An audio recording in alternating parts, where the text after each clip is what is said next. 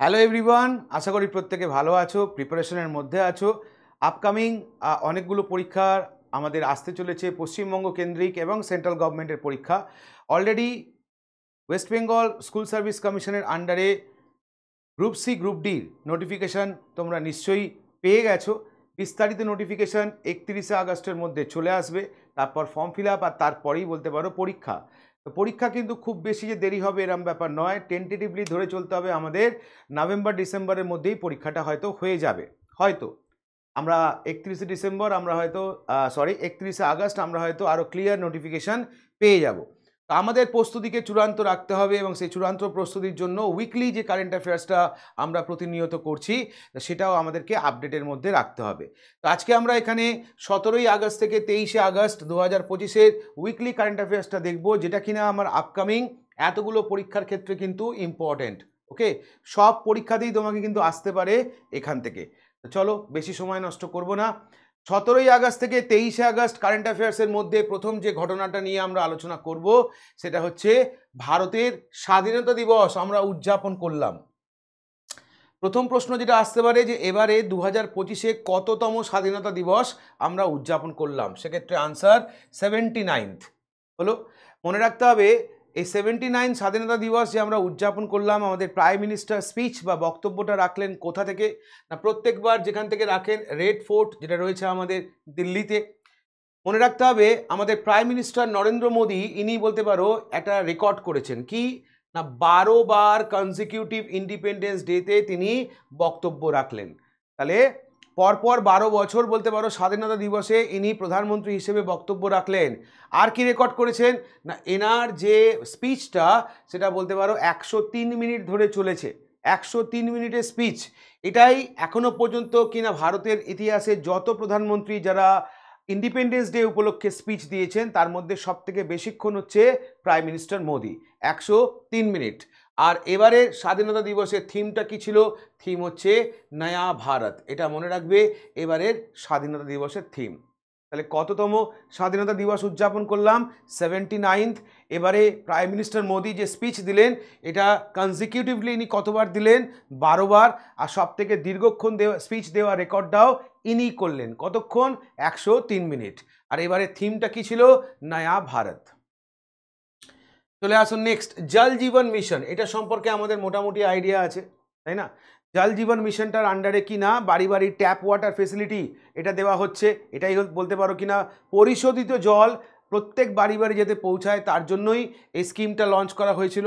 সম্প্রতি নিউজে এসছে, কেন সম্প্রতি নিউজে এসছে এটাকে মেয়াদ বলতে পারো বাড়িয়ে দিয়েছে, অর্থাৎ এটা মনে রাখতে হবে এক্সটেন্ড করে দেওয়া হয়েছে 2028 পর্যন্ত। 2025 পর্যন্ত ছিল, এটা 2028 পর্যন্ত করে দিয়েছে। আর কেন নিউজে এসছে, সম্প্রতি এটা তার 6 বছর কমপ্লিট করলো। ওকে, এই জল জীবন মিশন কত বছর কমপ্লিট করলো, 6 বছর কমপ্লিট করলো। তার মানে আমরা ধরে নিতে পারি যে এটা শুরু হয়েছিল 2019-এ, তাই তো। তাহলে আমাকে পরীক্ষার প্রশ্ন দিতে পারে জল জীবন মিশন এটা কত বছর কমপ্লিট করলো রিসেন্টলি, 6 বছর। আর এটাকে এক্সটেন্ড করে দেওয়া হয়েছে কোন সাল পর্যন্ত, 2028 পর্যন্ত। চলে আসুন নেক্সট, পরেরটা দেখো একটা মহড়া, যদি নাম বলো তাহলে স্লিনেক্স। এবার তুমি বলবে এর মধ্যে কোন কোন দেশ পার্টিসিপেট করেছে, এটাকে ভেঙে দাও। SL কথাটার মানে হচ্ছে শ্রীলঙ্কা, হলো I কথাটার মানে হচ্ছে ইন্ডিয়া, হলো N কথাটার মানে হচ্ছে কি না নেভাল, আর EX কথাটার মানে কি না EX কথাটার মানে হচ্ছে এক্সারসাইজ।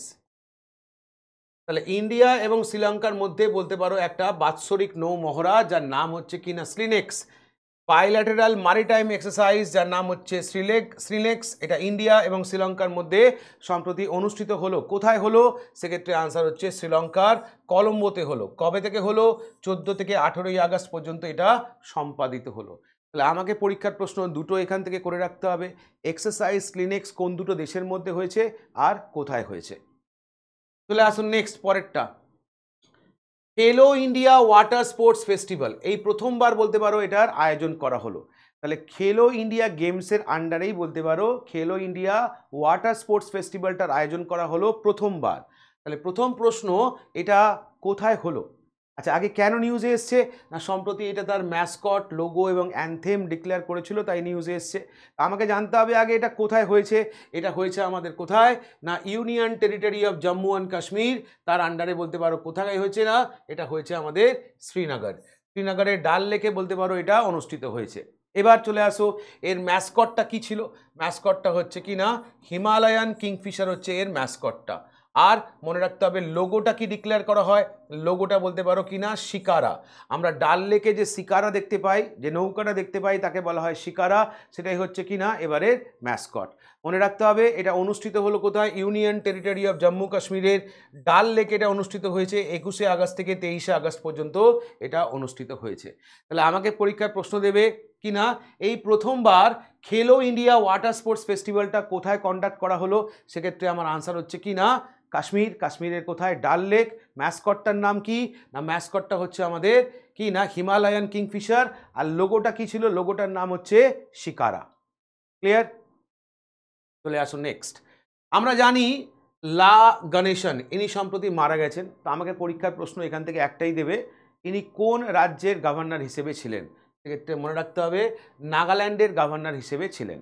তো ইনি মারা গেলেন কত বছর বয়সে, 80 বছর বয়সে বলতে পারো মারা গেলেন। এনার জন্ম হয়েছিল তামিলনাড়ুর তাঞ্জাভুরে 1945-এ বলতে পারো জন্ম হয়েছিল। ইনি নাগাল্যান্ডের 21তম গভর্নর হিসেবে দায়িত্ব পালন করেছিলেন। ফেব্রুয়ারি 2023 থেকে আপ টু বলতে পারো তার মৃত্যুর দিন পর্যন্ত ইনি নাগাল্যান্ডের গভর্নর ছিলেন। এছাড়া মনে রাখতে হবে ইনি প্রাক্তন গভর্নর হিসেবে কাজ করেছেন কোথায়, মণিপুর এবং ওয়েস্ট বেঙ্গলের প্রাক্তন গভর্নর হিসেবে কাজ করেছেন।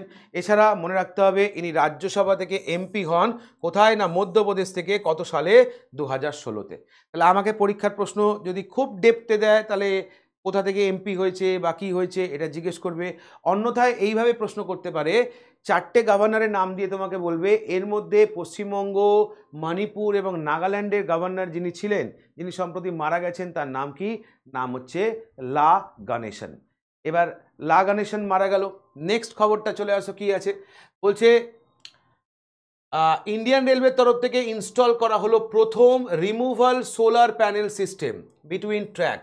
তাহলে দুটো লাইনের মাঝখানে দেখতেই পাচ্ছ ছবিতে কি না, সোলার রিমুভাল প্যানেল এটা ইনস্টল করা হলো ইন্ডিয়ান রেলের তরফ থেকে। বলতে পারো এই উদ্যোগটা নেওয়া হয়েছে কেন না, ইন্ডিয়ান রেলওয়ে নেট জিরো এমিশনের দিকে তাকিয়ে বলতে পারো এই পদক্ষেপটা নিয়েছে। ইন্ডিয়ান রেলওয়ের নেট জিরো এমিশন টার্গেট কোন ইয়ার, 2030 টার্গেট ইয়ার। তো সেটাকে মাথায় রেখেই বলতে পারো এই উদ্যোগটা নেওয়া হয়েছে। এটা কোথায় নেওয়া হয়েছে না, 15ই আগস্ট 2025 মিনিস্ট্রি অফ রেলওয়ে যে কিনা ঘোষণা করলো কি না একটা মেজর স্টেপ কোন দিকে, in green energy innovation as Uttar Pradesh Varanasi based Banaras locomotive work commission India's first removal solar panel system install between railway track. তাহলে এটা উত্তরপ্রদেশের আন্ডারে বনারস লোকোমোটিভ ওয়ার্ক যারা কিনা বলতে পারো এই রিমুভাল সোলার প্যানেল সিস্টেমটা ইনস্টল করেছে দুটো ট্র্যাকের মাঝখানে। এটা একটা পাইলট প্রজেক্ট হিসেবে বলতে পারো ইন্ডিয়ান রেলওয়ে লঞ্চ করেছে এবারের ইন্ডিপেন্ডেন্স ডে উপলক্ষে। ইন্ডিয়ান রেলওয়ের উদ্যোগটা কাকে টার্গেট করে না, towards achieving net zero carbon emission হলো। এই টার্গেটকে মাথায় রেখেই বলতে পারো ইন্ডিয়ান রেলওয়ের এই পদক্ষেপ নিয়েছে। চলে আসো পরেরটা, এসবিআই লঞ্চ করলো কি না, এসবিআই লঞ্চ করলো কোয়ালেট্রাল ফ্রি, মানে গ্যারেন্টি ফ্রি, কোনো গ্যারেন্টি লাগবে না, গ্যারেন্টি ফ্রি 4 লাখ টাকা পর্যন্ত লোন যে কিনা এসবিআই দেবে। কাকে দেবে না, যারা অগ্নিবীর তাদেরকে দেবে। কিন্তু এই জন্য ইন্টারেস্ট নেবে কত, ইন্টারেস্ট নেবে 10.5% ইন্টারেস্ট নেবে। তো যারা ভারতীয় আর্ম ফোর্সে অগ্নিবীর, সেটা পুরুষ হতে পারে মহিলা হতে পারে, দুজনের ক্ষেত্রেই বলতে পারো এসবিআই তরফ থেকে এই পদক্ষেপ নেওয়া হয়েছে যে 4 বছর সার্ভিস করার পর যদি কেউ পার্সোনাল লোন নিতে চায় তাহলে 4 লাখ টাকা পর্যন্ত লোন দেবে তোমাকে কে না, SBI. The personal loan scheme is applicable for Agniveer young men and women serving in the armed force under the government short-term Agnipath recruitment program. তাহলে আমাদের গভর্নমেন্টের যে short term Agnipath recruitment programme ছিল তার আন্ডারে যে সমস্ত যুবক যুবতীরা বলতে পারো ভারতীয় সশস্ত্র বাহিনীর আন্ডারে 4 বছর সার্ভিস দিয়েছে তারা এই লোনটার জন্য অ্যাপ্লাই করতে পারে। এর জন্য কোনো রকম গ্যারেন্টার দরকার লাগবে না। এটা ঘোষণা হয়েছে ভারতের 79তম ইন্ডিপেন্ডেন্স ডে উপলক্ষে বলতে পারো কি না, এটা ঘোষণা হয়েছে। চলে আসো পরেরটা, অজয় কুমার ভাল্লা। তাহলে নাগাল্যান্ডের তো আমাদের গভর্নর মারা গেল লা গণেশন, তার জায়গায় অতিরিক্ত দায়িত্ব নিলেন কে না অজয় কুমার ভাল্লা। কোথাকার না নাগাল্যান্ডের। তাহলে অজয় কুমার ভাল্লা বর্তমানে কোন রাজ্যের গভর্নর? ইনি মনে রাখবে বর্তমানে মণিপুর রাজ্যের গভর্নর, এবং অ্যাডিশনাল হিসেবে দায়িত্ব নিলেন কোথাকার না নাগাল্যান্ডের। এটাই এখানে বলেছে দেখো। দ্রৌপদী মুর্মু আমাদের মাননীয় রাষ্ট্রপতি, যে কিনা অজয় কুমার ভাল্লাকে, যিনি কিনা গভর্নর অফ মণিপুর, কিনা অতিরিক্ত দায়িত্ব দিলেন কোথাকার না গভর্নর অফ নাগাল্যান্ডের ইমিডিয়েট এফেক্ট। তার কারণ কি না লা গণেশন বলতে পারো মারা গেলেন কবে না 15ই আগস্ট 2025-এ। তো তার জায়গায় বলতে পারো দায়িত্ব নিলেন হচ্ছে অজয় কুমার ভাল্লা। অজয় কুমার ভাল্লা ইনি একজন 1984 ব্যাচের একজন Indian administrative service officer, Assam cadre থেকে বিলং করেন। তাহলে দুটো প্রশ্ন অলরেডি পেয়ে গেলে। নাগাল্যান্ডের অ্যাডিশনাল দায়িত্ব কে নিল? অজয় কুমার ভাল্লা। নাগাল্যান্ডের গভর্নর যিনি সম্প্রতি মারা গেছেন নাম কি? লা গণেশন। মনে রাখতে হবে। চলে আসুন নেক্সট। এই ইনফরমেশনটা জানতে গেলে এই জায়গাটাকে মনে রাখতে হবে, মোটো জিপি। মোটো জিপি মানে কি? মোটো জিপি মানে হচ্ছে বাইক রেস, ফর্মুলা 1 কিন্তু বাইক রেস, মনে রাখতে হবে। তো মার্ক মার্কোয়েজ যে কিনা জিতলো 2025-এ Austrian moto GP for the first time. তাহলে এই প্রথমবার অস্ট্রিয়ান মোটো জিপি জিতলো কে না মার্ক মার্কোয়েজ। যদিও তিনি 6বার বলতে পারো মোটো জিপি চ্যাম্পিয়ন হয়েছেন, অর্থাৎ মার্ক মার্কোয়েজ অলরেডি 6বার মোটো জিপি চ্যাম্পিয়ন। ইনি যে টিমটার হয়ে পারফর্ম করেন টিমটার নাম হচ্ছে দুকাতি লেনোভো টিম। ইনি যে দেশ থেকে বিলং করেন দেশটার নাম হচ্ছে স্পেন। মনে রাখতে হবে এটাই তার কেরিয়ারের প্রথম অস্ট্রিয়ান গ্র্যান্ড প্রিক্স টাইটেল। কি নাম না moto GP 2025 Austrian GP at the Red Bull Ring in Spielberg Austria. টুর্নামেন্টটা কোথায় হয়েছে? টুর্নামেন্টটা হয়েছে অস্ট্রিয়ার স্পিলবার্গে হয়েছে। তাহলে আমাকে পরীক্ষার প্রশ্ন এখান থেকে কি দেবে না পরীক্ষার প্রশ্ন দেবে অস্ট্রিয়ান মোটো জিপি প্রথমবার জিতলেন যিনি, তার নাম কি? নাম হচ্ছে মার্ক মার্কোয়েজ। চলে আসো পরেরটা, প্রাক্তন অস্ট্রেলিয়ান ক্রিকেটার এবং বলতে পারো ক্যাপ্টেন এবং কোচ যার নাম বব সিমসন, সম্প্রতি মারা গেলেন তাই নিউজে এসছে। তাহলে আমাকে বলতে পারে বব সিমসন ইনি কোন দেশের ক্রিকেটার ছিলেন বা কোন দেশের ক্রিকেটের ক্যাপ্টেন ছিলেন বা কোচ ছিলেন? আনসার হচ্ছে অস্ট্রেলিয়া। বয়স হয়েছিল কত? 89 বছর বয়স হয়েছিল। সিডনিতে সম্প্রতি ইনি মারা যান। এনার জন্ম হচ্ছে 1936-এ। কোথায় না অস্ট্রেলিয়ার কিনা ম্যারিকভিলে জায়গাটার নাম। অস্ট্রেলিয়ার হয়ে ইনি টোটাল 62টা টেস্ট ম্যাচ বলতে পারো খেলেছেন 1957 থেকে 1978 পর্যন্ত, এবং 4869 রান তিনি করেছেন, যেখানে 10টা সেঞ্চুরি, 27টা হাফ সেঞ্চুরি এবং তিনি 71টা উইকেটও নেন। ইনি ডেবিউ করেছিলেন যে দেশটার এগেনস্টে, দেশটার নাম হচ্ছে সাউথ আফ্রিকা, সালটা ছিল 1957, এবং অস্ট্রেলিয়াকে বলতে পারো ক্যাপ্টেন্সি করেন ইনি প্রায় 39খানা টেস্টে। মনে রাখতে হবে ইনি টোটাল 62টা টেস্ট ম্যাচ খেলেছিলেন, যার মধ্যে 39টায় কিনা অস্ট্রেলিয়া দলকে নেতৃত্ব দিয়েছিলেন। ইনি ইনিশিয়ালি রিটায়ারমেন্ট করেন কবে? 1968-এ, যদিও পরবর্তী ক্ষেত্রে আবার কামব্যাক করেন অস্ট্রেলিয়ার টেস্ট ক্যাপ্টেন হিসেবে 1977-এ, এবং ইনি ফুল টাইম হেড কোচ হিসেবে অ্যাপয়েন্টেড হন কবে? 1986-এ। তাহলে বর্ণময় একটা চরিত্র, তাই না? বিভিন্ন দিকে বলতে পারো ইনি ক্রিকেটকে সার্ভিস দিয়েছেন। নাম কি? নাম হচ্ছে বব সিমসন। পরীক্ষার প্রশ্ন ইনি কোন দেশের ক্রিকেটার ছিলেন? সম্প্রতি মারা গেছেন। তোমার উত্তর হচ্ছে অস্ট্রেলিয়া। চলে আসো নেক্সট, মনিকা বিশ্বকর্মা। মনিকা বিশ্বকর্মা যিনি কিনা সম্প্রতি মিস ইউনিভার্স ইন্ডিয়া 2025-এর খেতাবটা পেলেন।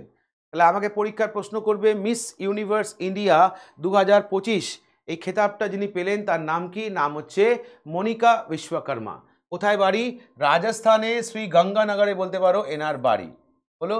মনে রাখতে হবে কি না এই প্রোগ্রামটা অর্থাৎ মিস ইউনিভার্স ইন্ডিয়া প্রোগ্রামটা হয়েছিল কোথায়? রাজস্থানের জয়পুরে। আর ইনি ভারতকে রিপ্রেজেন্ট করবেন কোথায় না 74তম মিস ইউনিভার্স যে প্রোগ্রামটা হতে চলেছে সেখানে। প্রোগ্রামটা কোথায় হবে? মনে রাখতে হবে নভেম্বর 2025-এ মিস ইউনিভার্স প্রোগ্রামটা হওয়ার কথা কোথায় না থাইল্যান্ডে।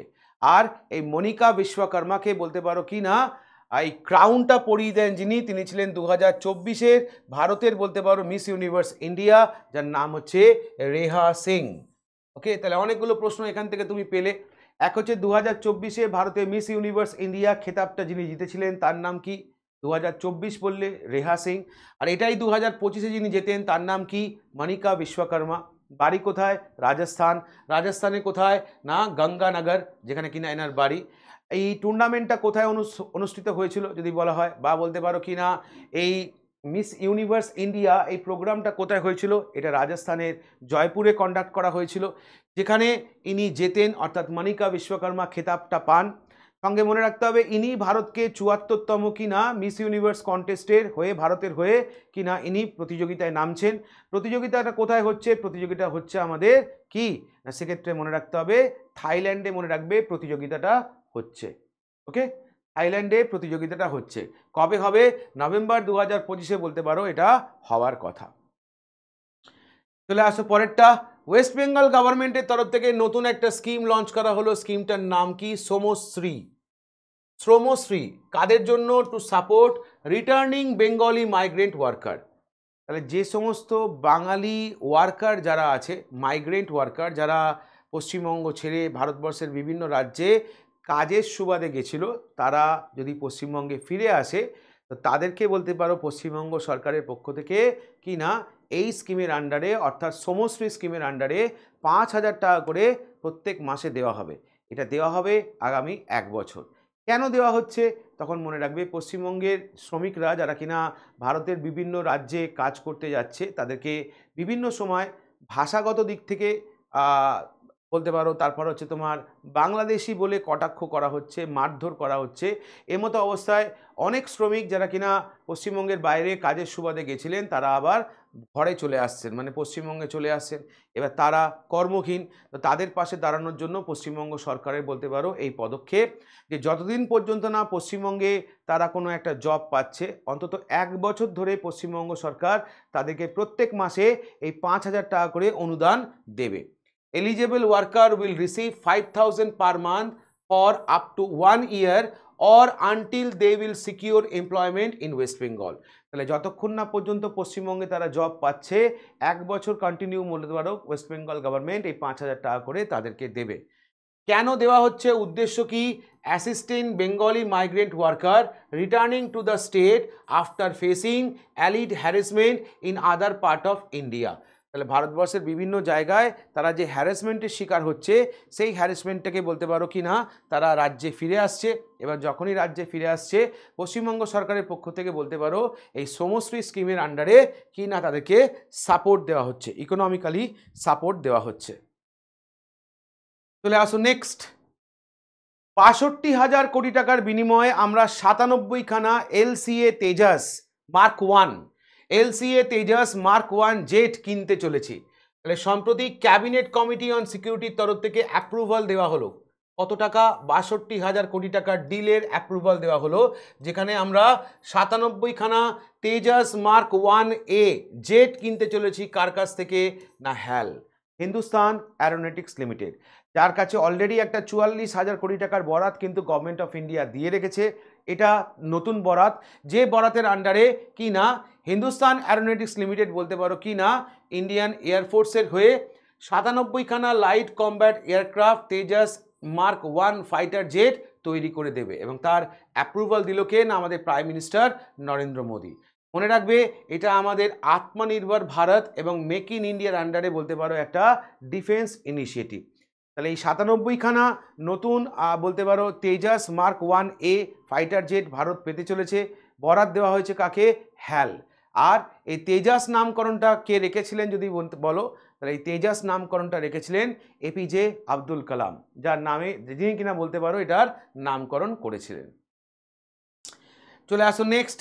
ICRA project India's GDP growth at 6.7 for the first quarter of financial year 2026.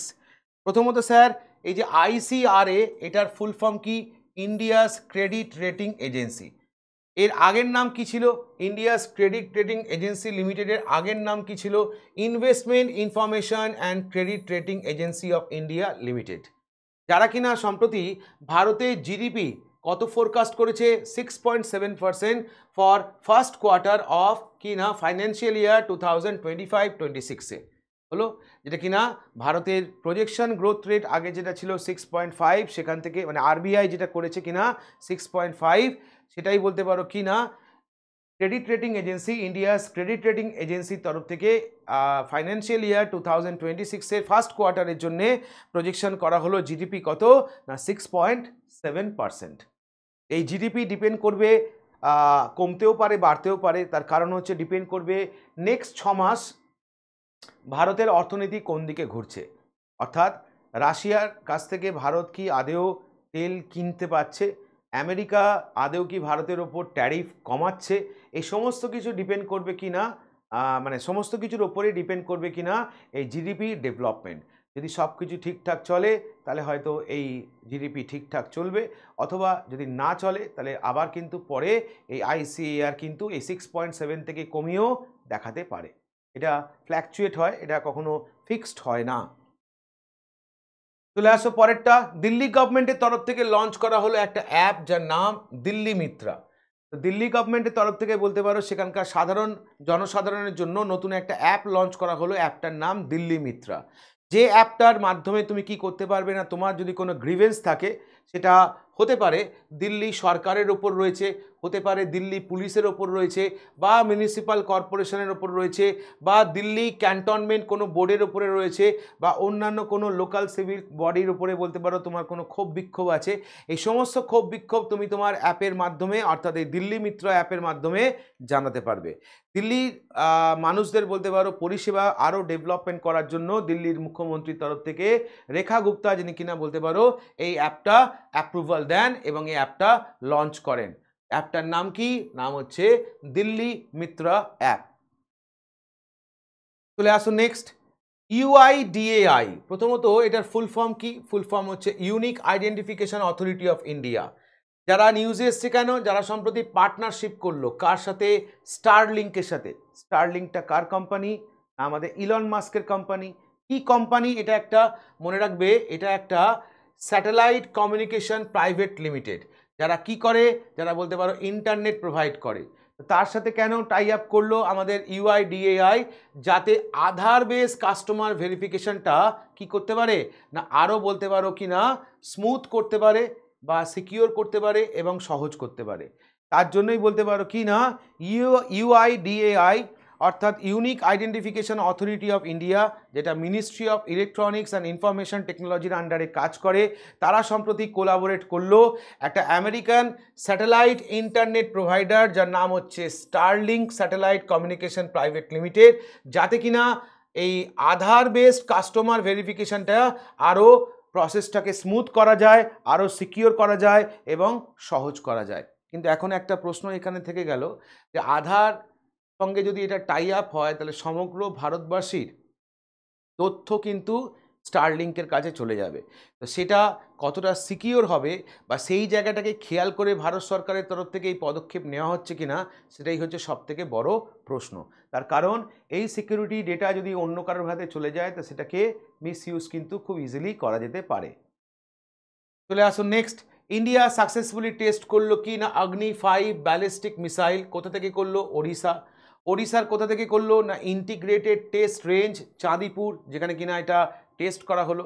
মনে রাখতে হবে এটা সম্পূর্ণ ভারতীয় প্রযুক্তিতে তৈরি একটা ইন্টারমিডিয়েট রেঞ্জ ব্যালিস্টিক মিসাইল যার নাম হচ্ছে অগ্নি-5।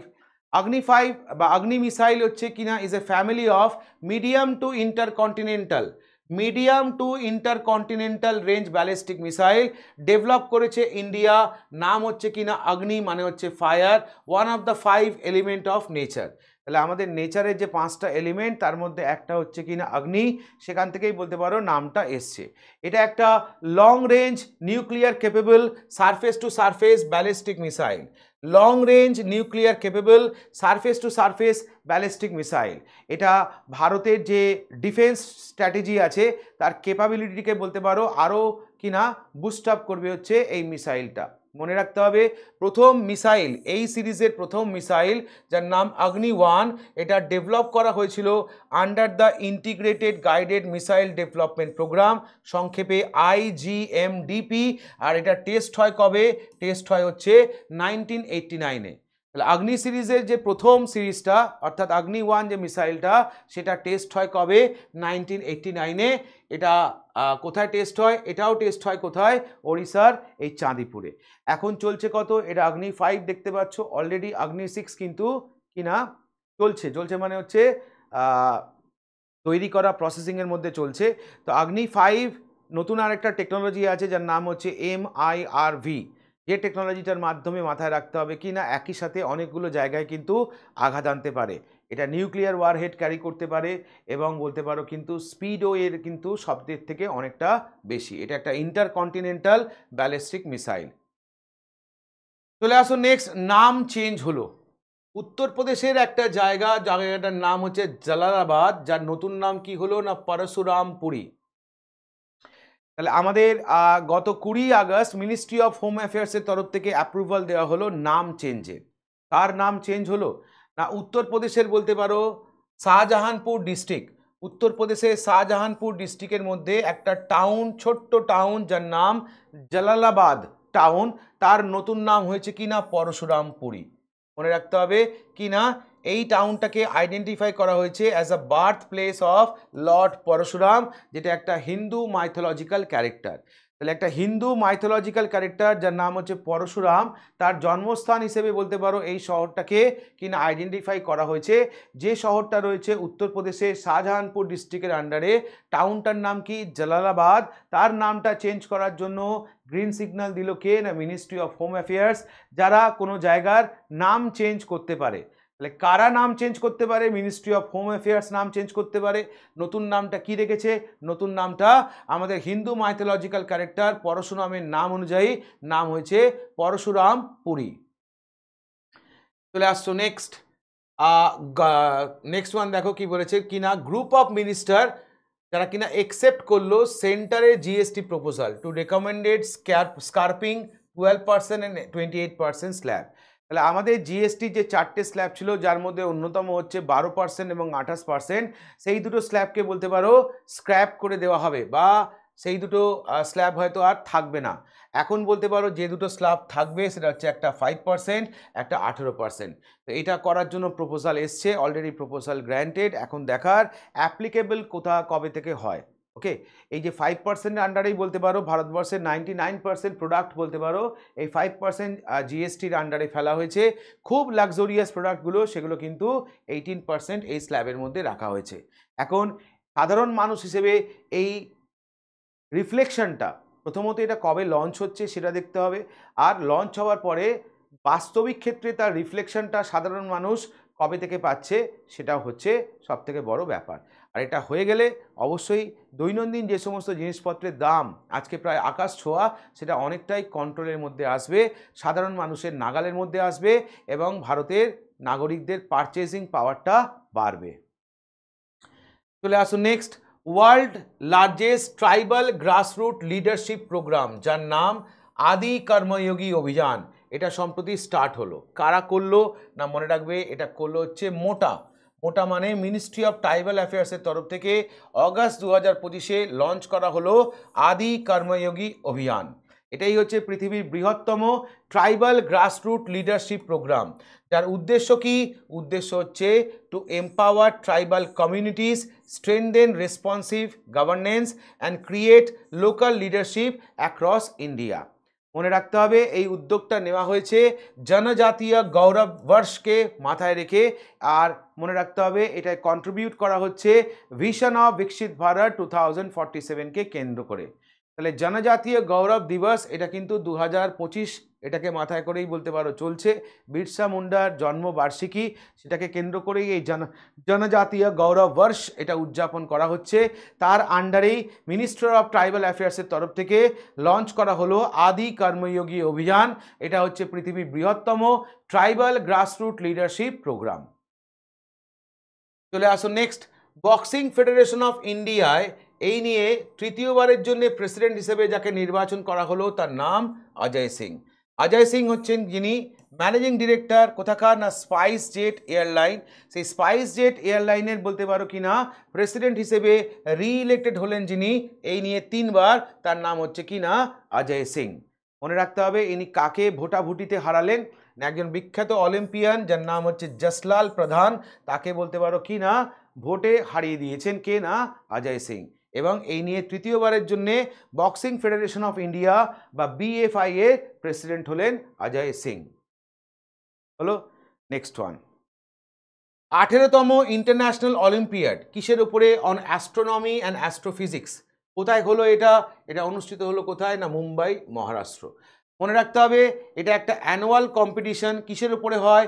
In astronomy and astrophysics for secondary school student. তাহলে যারা সেকেন্ডারি স্কুল স্টুডেন্ট তাদের জন্য বলতে পারো এটা একটা বাৎসরিক কম্পিটিশন অ্যাস্ট্রোনমি এবং অ্যাস্ট্রোফিজিক্সের উপরে, যেটা অনুষ্ঠিত হয়ে গেল কোথায়? না মুম্বাই, মহারাষ্ট্র, 11ই আগস্ট থেকে 21শে আগস্ট পর্যন্ত। আর এই ইভেন্টটাকে অর্গানাইজ করেছে কে? না Homi Bhabha centre for science and education. এটা একটা national centre of Tata institute of fundamental research, যেটা কোথায় আছে? মুম্বাইতে। তাহলে আয়োজনকারীকে? না Homi Bhabha centre for science and education. কাদের জন্যে? না সেকেন্ডারি স্টুডেন্ট যারা আছে তাদের জন্য বলতে পারো এটা একটা বাৎসরিক কম্পিটিশন, যে কম্পিটিশনটা international olympiad on astronomy and অ্যাস্ট্রোফিজিক্সের ওপরে হয়েছে। কোথায় হয়েছে? মুম্বাই, মহারাষ্ট্রে এটা কন্ডাক্ট করা হয়েছে। 11 থেকে 21শে আগস্ট পর্যন্ত এটা অনুষ্ঠিত হয়েছে। চলে আসুন নেক্সট, মারা গেলেন কে? মারা গেলেন হচ্ছে লর্ড স্বরাজ পল। হলো 21শে আগস্ট লর্ড স্বরাজ পল একজন প্রমিনেন্ট NRI ইন্ডাস্ট্রিয়ালিস্ট, একজন ফিলান্থ্রপিস্ট এবং বলতে পারো member of House of Lords United কিংডমের, যিনি মারা গেলেন। বয়স হয়েছিল কত? 94 বছর। 18ই ফেব্রুয়ারি 1931-এ পাঞ্জাবের জলন্ধরে ইনি জন্মগ্রহণ করেছিলেন। পরবর্তী ক্ষেত্রে 1983-তে যদি আমরা দেখি, তাকে ভারত সরকার কর্তৃক পদ্মভূষণ, যেটা ভারতের 3rd হাইয়েস্ট সিভিলিয়ান অ্যাওয়ার্ড বলে পরিচিত, সেই সম্মানে তাকে সম্মানিত করা হয়। কেন? না for his significant contribution on social work and trade, অর্থাৎ ইন্ডিয়া UK ট্রেড এটাকে বলতে পারো বাড়ানোর জন্যে এনার যা অবদান, সেই অবদানকে স্বীকৃতি দিয়ে গভর্নমেন্ট অফ ইন্ডিয়ার তরফ থেকে 1983-তে তাকে পদ্মভূষণ সম্মানে সম্মানিত করা হয়। মনে রাখবে লর্ড স্বরাজ পল ইনি একজন NRI ইন্ডাস্ট্রিয়ালিস্ট, আবার ইউনাইটেড কিংডমের হাউস অফ লর্ডসের একজন মেম্বার ছিলেন। মারা গেলেন সম্প্রতি, তাই তিনি নিউজে এসছেন। হয়ে গেল। তাহলে এই ছিল আমাদের কিনা উইকলি কারেন্ট অ্যাফেয়ার্সের ইনফরমেশনগুলো। কেমন লাগলো ইনফরমেশনগুলো অবশ্যই কমেন্ট করে বলবে। তোমাদের কমেন্টই আমাদের কাছে ইন্সপিরেশন। আরও নতুন নতুন ভিডিও নিয়ে আমরা WBPSC ওয়ালাতে আপডেট দিচ্ছি। দেখতে থাকো, সঙ্গে থাকো WBPSC ওয়ালা official YouTube channel. Thank you.